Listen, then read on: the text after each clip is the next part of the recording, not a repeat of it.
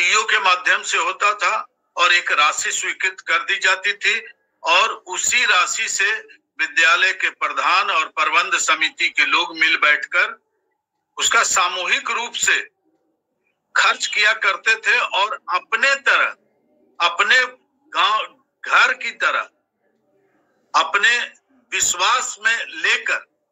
और उस कार्य का संपादन किया जाता था और कहीं से कोई मरमरिंग नहीं होती।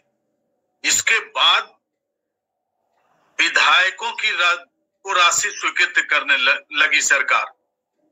और वो विद्यालयों को देने लगे और अपने ठेकेदारों के माध्यम से कार्य कराने लगे और जैसे तैसे करके, और हेडमास्टर उनके डर से कोई बोले नहीं, चूंकि प्रबंध समिति के प्रधान होते थे, चेक पर दस्तखत नहीं करते थे, चाहे वो शिक्षक प्रतिनिधि हो या जन प्रतिनिधि हो, माननीय विधायक हो, और उनका दबाव बना रहता था और उस दबाव के तहत विद्यालयों में जो विकास का कार्यक्रम था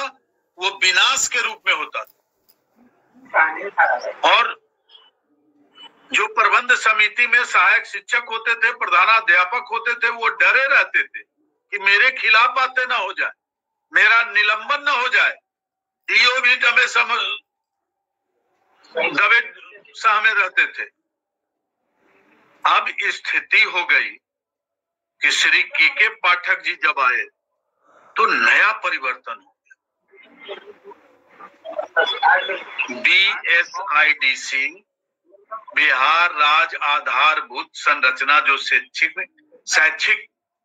कार्यों में और शैक्षणिक जो भवनों थे उसके विकास के लिए 2010 में बनाया गया और उसके भारतीय प्रशासनिक सेवा के पदाधिकारी उसके अध्यक्ष रहे और जिन जिन विद्यालयों में जीर्णोद्धार करना हो, नए भवन बनाना हो, उनके लिए वो पैसा ये करते थे और उसका ठेका फिर विधायकों के द्वारा होने लगा, विधायकों के कमीशन खोरी के द्वारा होने लगा। उसमें सारे लोग उसमें कमीशन खोर निकल गए और उसमें डीओ महा कमीशन खोर निकल गए, निदेशालय तक वहां पर घुसखोरी होने लगी। तो वह स्थिति भी सिमट गई। के पाठक जी आए तो पहले आधारभूत संरचना निगम पर छापा मारे और इतने पैसों की जमा वहां दिखाई गई